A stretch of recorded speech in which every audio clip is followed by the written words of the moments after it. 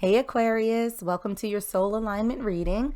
If you're feeling a little bit off balance, if you're feeling a little bit lost in life, this reading will help you get a little bit of clarity about how to get back in alignment with your higher self. So we're going to start first by taking a peek at the energy that's surrounding this reading for you. What's going on with my Aquarius collective? And we're starting out with Beltane, fertility. Okay, let's pull another oracle card and see what other energies are surrounding my Aquarius collective. What else is happening with my Aquarius collective? And what we have for you is Aini, leap of faith. Take a risk and put your heart's true desire into action. So Aquarius, I'm starting this reading off with a big smile on my face because it feels as though as you're sort of moving through your life's journey that you are ready to birth something new. I don't feel for the vast majority of you that this is like having a child specifically, but this feels like the start of an idea, the start of a new adventure, the start of something that's absolutely fresh, that you haven't done before, that you haven't really experienced before.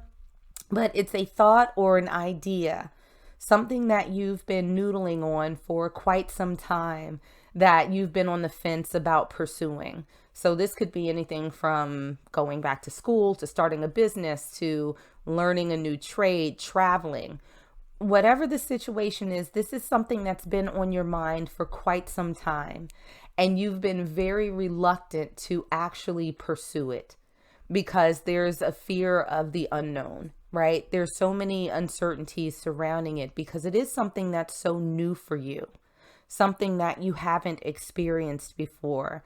But it feels as though, particularly with the fertility card, that the environment is so ripe and it's so rich and it's so ready for whatever this is. It's almost like you finding the perfect patch of soil and you start planting a garden. Like there's so much there to nourish it. But it's like, well, I've never planted a garden before. What if everything dies? What if I don't have enough time for it? It's all of these what ifs that have been sort of keeping you from pursuing whatever it is. But right now, the environment is ready for you. It's ready for your idea.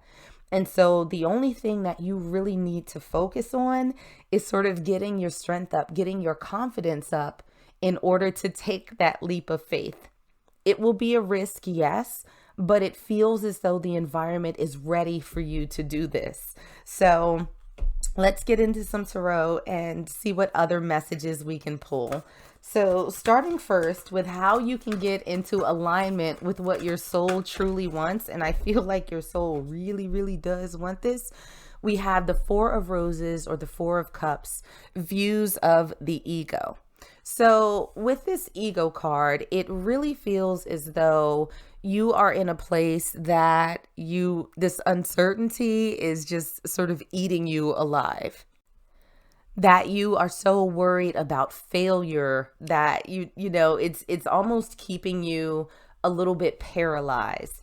And there may be a thought for a lot of you out there that's sort of like, well, what will people think of me? Are they going to laugh? Are they going to look at me differently? Because this is so not what they're accustomed to seeing. It's not what I'm accustomed to seeing. What will people think? And so there's this feeling of letting other people's possible perceptions prevent you from doing something that you are truly, truly interested in. And we also have this clarified by two cards that came out, Hilarion and Fated Meeting. And it's interesting because Gemini also got these two cards in their reading as well. Very different context, but same sort of energy. So there's really a sort of a sense that you need to start following your higher self. You need to start trusting your intuition. These feelings that you have are directly linked to the path that you were meant to be on. And I think that once you sort of acknowledge that, and once you sort of embrace that and let go of the ego, this fated meeting is going to come into play, where it feels like you are going to start encountering people and situations and opportunities that align really, really well with what it is that you're trying to accomplish. So it almost feels as though for a lot of my Aquariuses out there, you're getting in your own way of your dreams right now. But again, with this fertility card and leap of faith and fated meeting, this feels like your destiny. This feels like it was meant for you. Now, is it going to be 100% smooth the entire way? Probably not, because that's just not necessarily how life works. But understand that everything's aligning for you. And whatever little bumps you might hit, that's okay. Because this is what was meant to be in your life. This is the path that you were meant to be on. So what it is that your soul wants in this next step, in this next journey for you, we have the Four of Forces, spring and autumn, and we also have caught in the ruins. So looking at the Four of Forces, this is the Four of Wands in the traditional Rider-Waite deck. It's really about foundation. It's really about a gateway. This is also known as the 1111 card. So almost like an opening that it is that you need to step through. And paired with caught in the ruins, it really feels as though Spirit is asking you to ask yourself, why are you keeping yourself stuck? Why are you focusing on the possible disappointments and the possible judgment of other people rather than the possible successes and the possible support that you can get from people that you may not have even met yet? So understanding that there's a foundation that can be built here that you are keeping yourself from exploring. So I think that that's truly what your soul wants you to do, at least, right now, for the immediate next steps on your path, is to ask yourself these potentially challenging questions, doing a little bit of soul searching, doing a little bit of shadow work if you need to. But there's an opening that for whatever reason you're not taking, and you're keeping yourself sort of trapped behind these gates. And so again, this is an interesting combination because we have the 1111 gateway card, and here we have a locked gate with two people standing behind it, and they can't seem to get through. So ask yourself, what's stopping you from opening that door?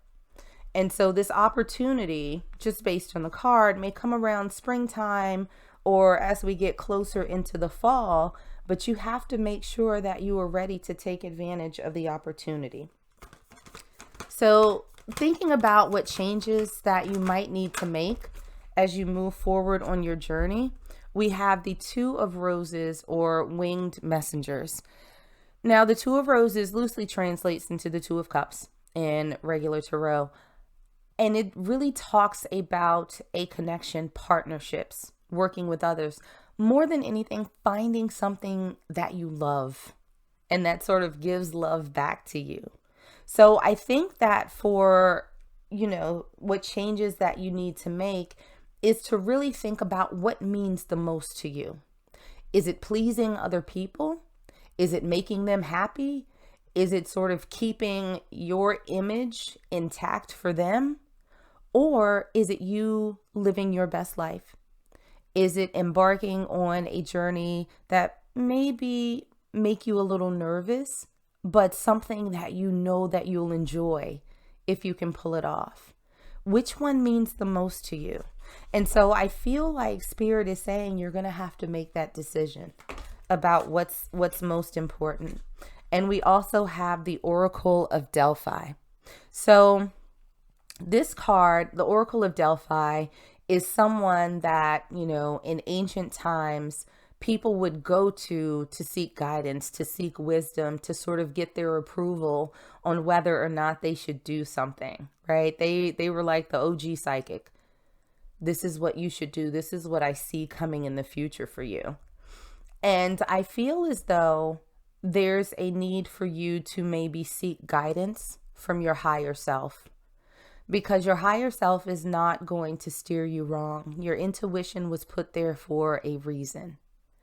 And so I think the changes that you need to make is really making that decision about what it is that you truly want and learning how to trust yourself, learning how to follow your own intuition in spite of other people's possible reactions or perceptions of what it is that you are doing.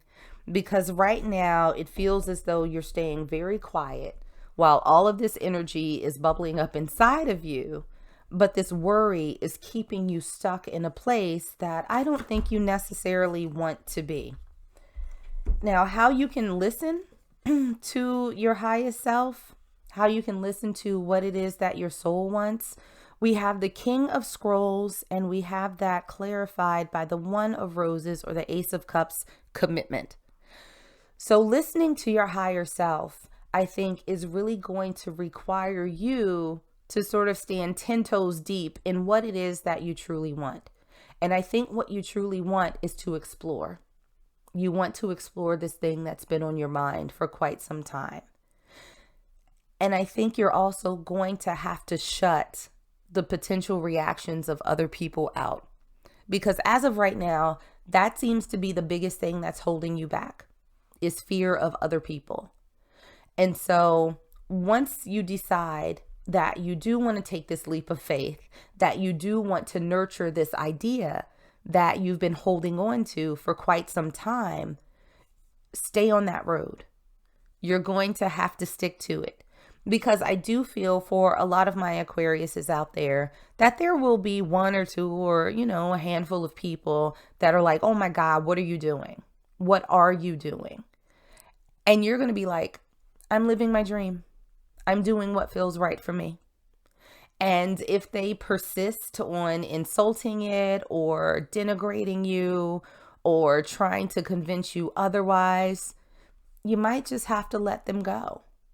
It reminds me of a time where I met an absolutely lovely woman who had a really, really good job, like working for the government, but her passion was baking. And she decided one day that she was going to quit her job and she was going to buy a food truck and she was going to sell cupcakes. And so she's telling me this story and she's just like, everybody thought I was insane because I had this good job with benefits, and why would you give that up? And that's absolutely crazy. And what are you doing? That doesn't make any sense. And fast forward, she's like, I'm making twice as much as I made at my old job. I'm working a quarter of the time that I did at my old job. And I love this. She's like, I get to meet new and interesting people every day. I get to do what I absolutely enjoy. And I have all of this free time for myself. And she's like, I never could have done this if I'd have listened to everybody around me. So make sure that you honor yourself first, Aquarius, above anyone else. Just like she listened to her own intuition, your intuition is there guiding you, and you owe it to yourself to take the chance to see what's out there for you, because it feels like it's a better path, more enjoyable than the one you're currently on right now. And another message from Spirit that we have for you: the presence of love will always cast out fear. And so didn't we just talk about this to decide what it is that you truly love? What it is that you truly want in your life, and then commit to it? If your love and your desire for whatever this is strong enough, then it will cast out fear. It will allow you to unlock that gate into this new path, into this new journey. It will give you the strength to shut out people who are questioning what it is that you know is best for you and the path that you know that you're meant to be on. So it feels like for my Aquarius collective out there that it's time for you to do a little bit of soul searching and ask yourself why you're allowing other people to hold you back, and start leaning more into the things that you love, the things that excite you, the things that make you feel good, because that's where you're meant to be. And that's what's going to enable you to actually start embarking on that path. So that's what I got for you guys. Like and subscribe if you enjoyed, and I will see you on the next one.